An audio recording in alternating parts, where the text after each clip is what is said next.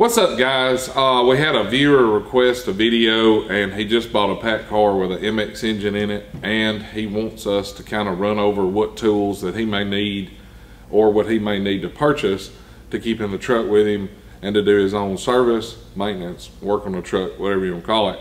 So we've kind of laid out a little bit of stuff here, so let's take a look and see what you need to work on your Paccar.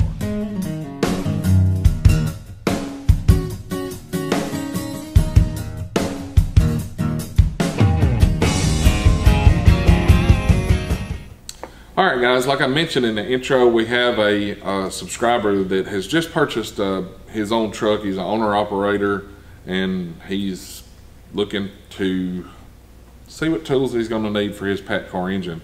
He's got a Paccar MX13. I didn't bother asking him which EPA it was, whether it be EPA 10 or EPA 13, but we'll kind of give us a rundown real quick of kind of what tools you will need for a Paccar.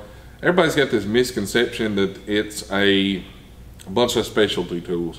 It's actually not. Caterpillar and Cummins have way more specialty tools than Paccar ever thought about. The software is kind of a different story. They're kind of proprietary on that. The fuel filters on the EPA 13 and up is definitely proprietary. You have to have Paccar filters because of the way they've got it set up. For a couple of more years, you're going to have to buy the bullet and pay the higher price for the Paccar filters. But that's pretty much, you know, other than the software and the filters, you're pretty much standard tools will get you by, and we'll show you kind of what we got here, and they'll work across all the EPA standards.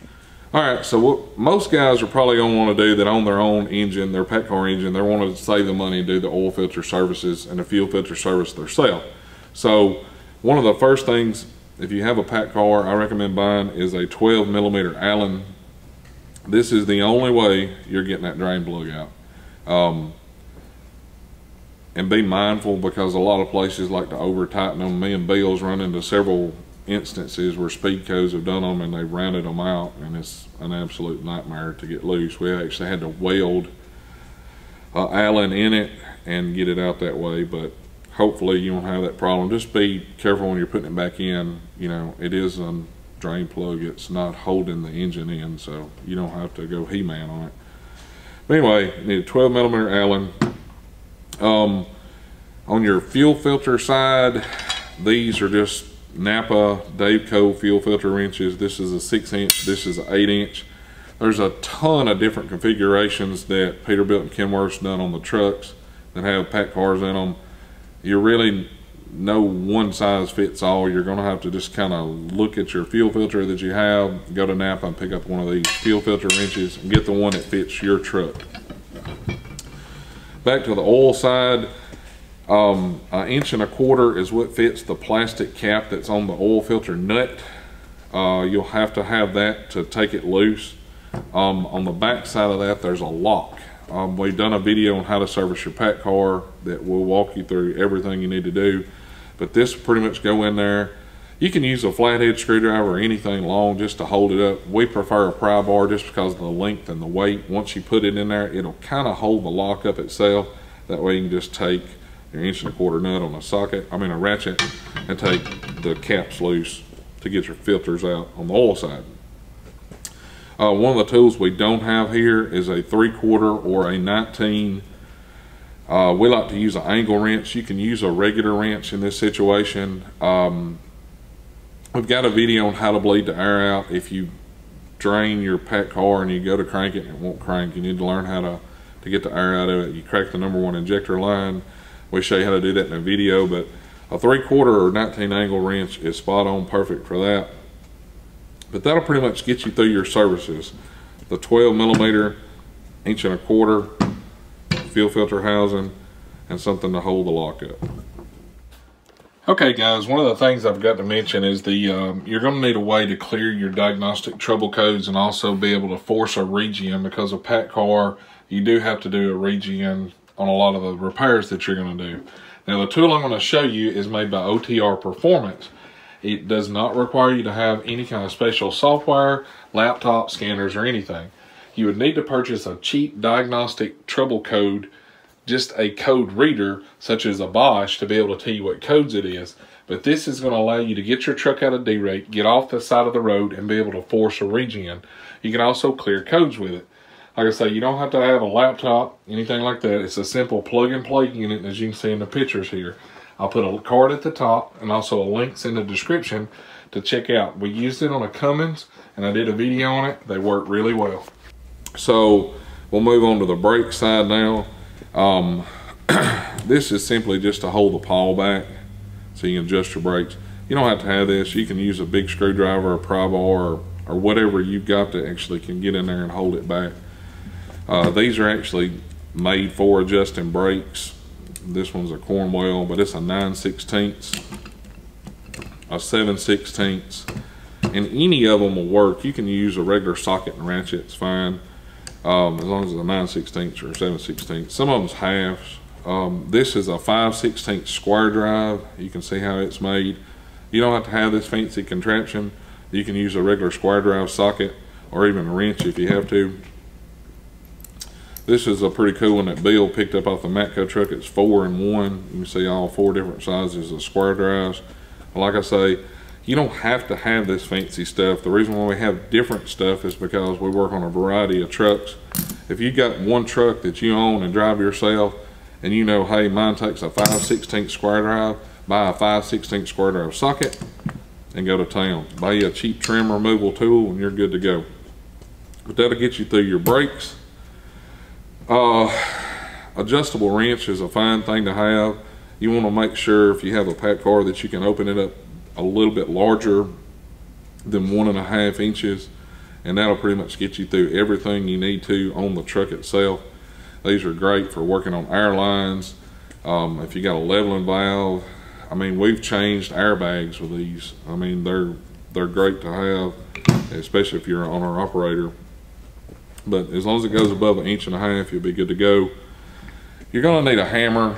Your brake drums are gonna get stuck at some time. You're gonna park over the weekend where you run through water or they've got froze up from being in the cold, and you're gonna have issues. You can take we prefer a dead blow, but you can use any kind of hammer, as long as you can whack that brake drum and get you back going. That's all that matters. But you need to have a hammer on the truck.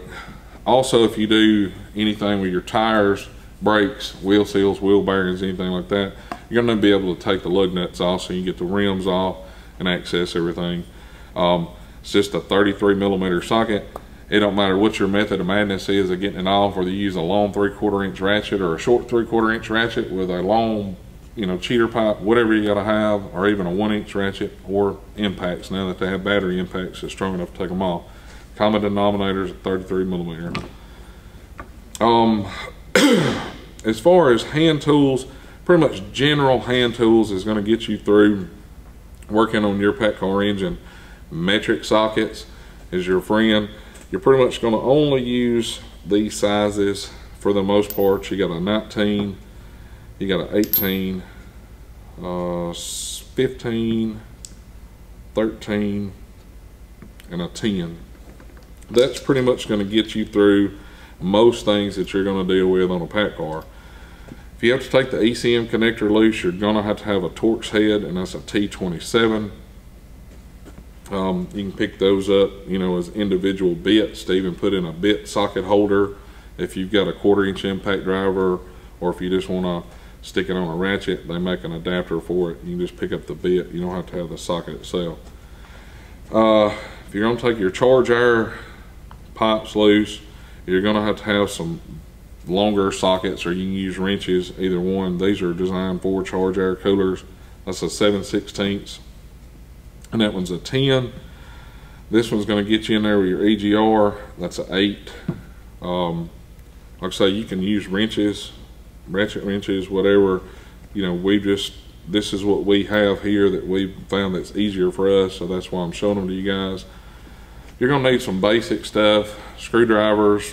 Everybody should have screwdrivers anyway, but a flathead and a Phillips will help you tremendously and get you out of a lot of pinches. If you decide you're gonna do overheads yourself, we have a video that walks you through how to do that. you're more than welcome to take a look at that. Me and Wally's got the same set. They're made by Lang. It's the master feeler gauge set or whatever. But the thing that makes this one shine above the others, it's got the hot side and the cold side, as we call it, or the exhaust valve and intake valve. You don't have to worry about laying your feeler gauge down and picking up the wrong one and using your intake side feeler gauge, your exhaust valve side, or vice versa. It's laid out, it's really handy. They're not expensive.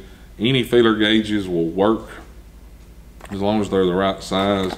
You pick up a cheap set of them at Napa, it don't really matter. These are just what we use. You're gonna have to have a deep box like this wrench to do your overhead. You'll have to have the 18mm, so you don't have to have a snap-on or whatever. You can go buy El Cheapo as long as it's deep enough to get you in there, and you'll be good to go. You're also gonna have to have a 5mm Allen, and this is on a little preset 6-inch pound torque wrench. You don't have to have that. You can use, if you got a 5mm T-handle, just a regular T-handle, you can get by with that just fine. And another thing you don't have to have, but it does make life easier, is the Paccar turning tool. This one is about 400 bucks. Wally actually found some this week that was on Amazon between $60 to $100 that's not spring loaded, that'll get you by. All that does is goes in the bell housing, accesses the flywheel, and allows you to turn the flywheel so you can rotate the engine.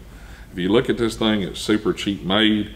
It's a cheap no-name socket that's on this end and a starter bendix. It's pretty much welded together. You can make one of these if you got an old starter that come off of MX. There you go.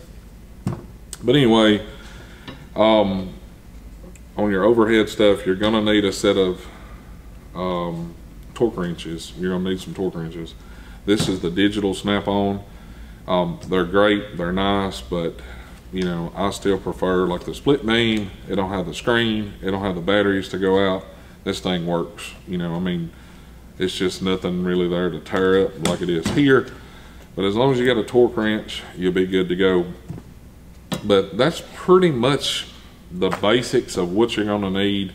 I know it's kind of scary when you're an owner-operator and you have a Paccar truck, because you always hear, oh, you're gonna have trouble with this, you're gonna have trouble with that, nobody can fix it, nobody's got parts. That's a bunch of crap. We all love Paccars here. We enjoy working on them, and as you see, it don't really take anything special. Cummins and Caterpillar require way more specialty tools than Paccar ever thought about doing, and they're actually not a hard truck to work on.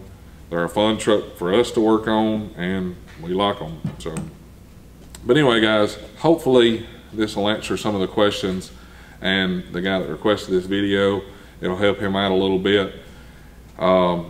You can pick up no-name stuff, you can pick up high-dollar stuff, whatever you need to do to get you by, but this is pretty much what you're gonna need. It'll get you through anything.